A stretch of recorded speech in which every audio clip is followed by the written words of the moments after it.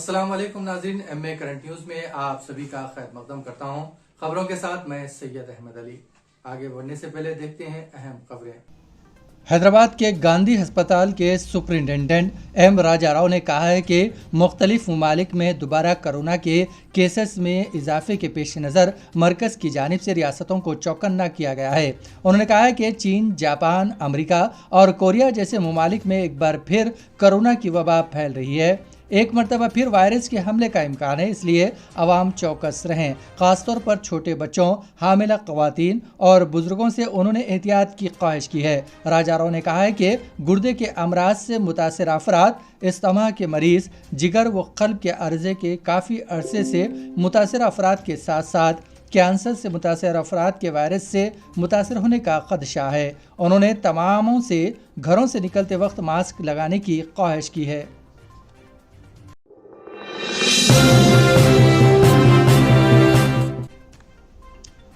Rajasthan police ने एक ऐसे दुल्हन को गिरफ्तार कर लिया जो 1 साल कबल शादी के 15 दिन बाद ससुराल से रकम और जेवरात लेकर भाग गई थी। पुलिस ने बताया कि दुल्हन ने अपने वालिद का नाम गलत बताया था। वो शादीशुदा थी, फिर भी पहली शादी को छुपाकर दूसरी शादी की थी। पुलिस पूरी तफ्तीश कर रही है। डंगरपुर ज़िले के सबापुरी पुलिस स्टेशन के अफसर रिजवान खान ने बताया कि सबला के रहने वाले अटल बिहारी की बेटी रमन लाल जैन ने 1 अक्टूबर 2021 को पुलिस में रिपोर्ट दर्ज करवाई थी कि जिसके मुताबिक दरख्वास्त गुजार गैरशुदा थी और शादी के लिए लड़की की तलाश में थी। इस दौरान इसकी मुलाकात मध्य प्रदेश के भेड़ागढ़ के रहने वाले गुलाब के बेटे गंगाराम ठाकर से हुई। मस्कुरा शख्स रकम लेकर नौजवान की शादी करवाने वाला एजेंट था। एजेंट ने धंजिया जिसवाल की बेटी सोना, जो वाराणसी उत्तर प्रदेश की रहने वाली है, से शादी के लिए मुलाकात की। इस पर दोनों फ़रीक़ीन शादी के लिए राज़ी हो गए। शादी करवाने के बदले एजेंट ने दरख्वास्त गुजार से 3 लाख रुपए का मुतालबा किया। इस पर 3 अगस्त 2021 को दरख्वास्त गुजार ने गोल के एक मंदिर में समाजी रस्म व रिवाज के मुताबिक शादी की। शादी के दरख्वास्त गुजार ने एजेंट को एक मुकर्रर रकम अदा की। एजेंट 21 अगस्त को सबला आया और सोना कोरनी रक्षाबंधन के त्यौहार पर घर ले जाने के बहाने ले गया। दुल्हन घर से 25,000 और जेवरात साथ ले गई। रक्षाबंधन के बाद कई दिनों तक घर न आने पर अटल बिहारी ने दुल्हन से 4 से 5 बार रब्ता किया। बाद अज़ां इसने सबला पुलिस स्टेशन में रिपोर्ट दर्ज करवाई। पुलिस ने रिपोर्ट की बुनियाद पर मुकदमा दर्ज किया और तफ्तीश के दौरान सोना उर्फ लक्ष्मी को गुज़िश्ता रोज़ गिरफ्तार कर लिया।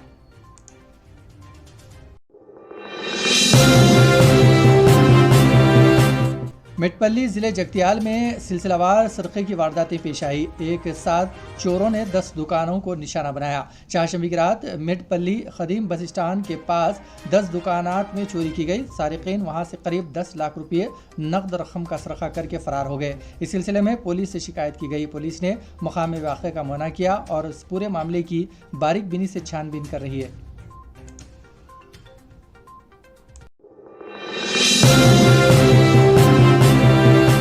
फ्रांस से ताल्लुक़ रखने वाले सीरियल किलर चार्ल्स सोबर्ज 80 को जेल से रिहा किया जाएगा। नेपाल के सुप्रीम कोर्ट ने सेहत की बुनियाद पर इसकी रिहाई का मुतालबा किया। नेपाल के सुप्रीम कोर्ट ने हिदायत दी है कि अगर 40 के खिलाफ कोई ज़ेर इल्तिवा केस नहीं है तो इसे रिहा किया जाएगा और 15 दिन के अंदर इसके आबाई मुल्क वापस भेज दिया जाए। सुब्रज नेपाल के पुलिस ने 2013 में शुमाली अमेरिका के 2 सयाहों को कत्ल करने के इल्ज़ाम में गिरफ्तार किया था।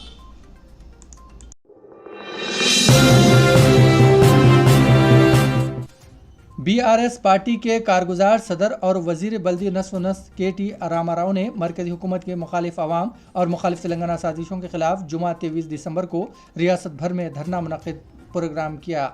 उन्होंने मरकजी हुकूमत पर इल्ज़ाम लगाया है कि वो किसानों की जानिब से तमानियत रोज़गार स्कीम के हिस्से के तौर पर बनाए गए फसलों को खुश्क करने वाले शीट्स के खिलाफ साजिश कर रहे हैं। उन्होंने पार्टी लीडरों को हिदायत दी है कि वो कल तमाम ज़ैली मुस्तक़रों में धरना दें, क्योंकि मरकज़ी हुकूमत किसानों के मफादात के खिलाफ काम कर रही है और रियासत के खिलाफ झूठा प्रोपेगेंडा कर रही है।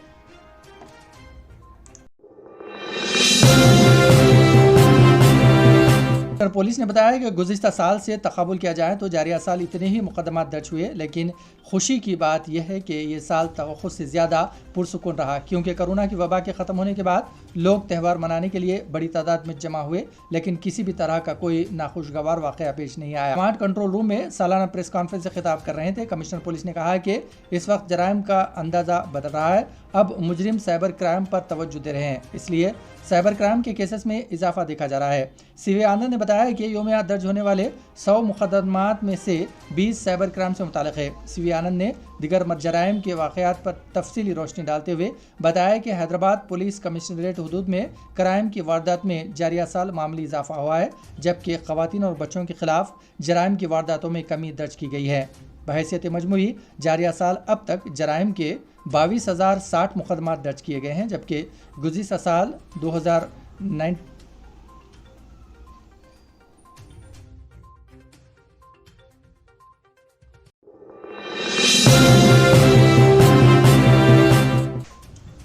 सऊदी अरब दिगर ममालिक ने अफगानिस्तान में तालिबान हुकूमत की जानिब से मुल्क में ख़वातीन के लिए यूनिवर्सिटी की तालीम पर पाबंदी आयद करने के फैसले पर अफसोस का इज़हार किया। सऊदी वज़ारत ख़ारिजा ने अपने बयान में कहा है कि तालिबान की जानिब से ख़वातीन के जामिया की सतह पर तालीम पर पाबंदी अफ़गान ख़वातीन को इनके मुकम्मल क़ानूनी हुकूक़ देने की मनाफी है और तालिबान से मुतालबा किया है कि वो इस पाबंदियों को वापस लें। अक़वाम मुत्तहिदा गैर मुल्की हुकूमतों और इंसानी हुकूक़ के ग्रुपों की जानिब से इस इक़दाम पर दर्ज झेल रद्द अमल सामने आया है।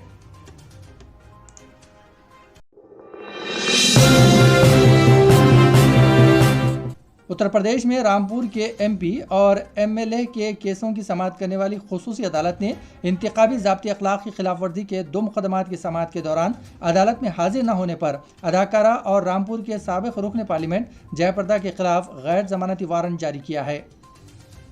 रामपुर अदालत के सरकारी वकील अमरनाथ तिवारी ने बताया कि समाअत के दौरान साबिक़ रुकन पार्लियामेंट और अदाकारा जयाप्रदा की मुसलसल गैर हाजिरी से अदालत बहुत बरहम थी। इसी वजह से अदालत ने साबिक़ रुकन पार्लियामेंट के खिलाफ नाकाबिल जमानत वारंट जारी किया है।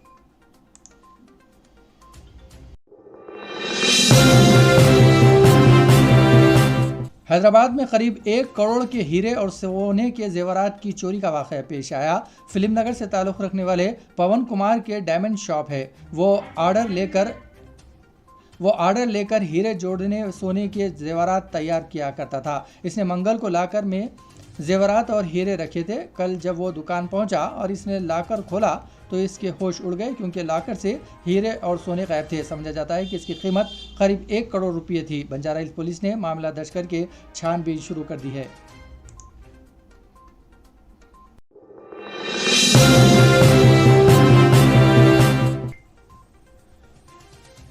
तमाम मोमिन मुसलमान की ये हसरत और ख्वाहिश होती है कि वो कितना भी गुनाहगार क्यों ना हो, लेकिन हर एक मुसलमान की ये ख्वाहिश होती है कि वो मरते वक्त इसकी ज़बान पर कलमे तैयबा नसीब हो। लेकिन चंद ही ऐसे खुश नसीब अफराद होते हैं जिनकी नमाज की हालत में या फिर सजदे की हालत में या फिर ज़बान पर आखिरी लम्हात में कलमे तैयबा जारी रहता है। इनमें से चंद ऐसे लोग भी हैं जिन्हें नमाज की हालत में मौत वाक़ई होती हैं। आप ये जो नज़ारा देख रहे हैं ऐसे ही बेहतरीन शख्स का है, जिनका नाम मोहम्मद अब्दुल रहीम साहब है, जो कि चंचलगुड़े के रहने वाले हैं। जनाब अब्दुल रहीम साहब जो कि चंचलगुड़ा मस्जिद में नमाज सुन्नत के सलाम फेरने के बाद इंतकाल फरमा गए। इस वाक़े का सारा मंजर मस्जिद के CCTV कैमरों में कैद हो गया। अल्लाह पाक मरहूम को जन्नतुल फिरदौस नसीब करे, आमीन, और हम तमाम का भी खातम बिल खैर करे।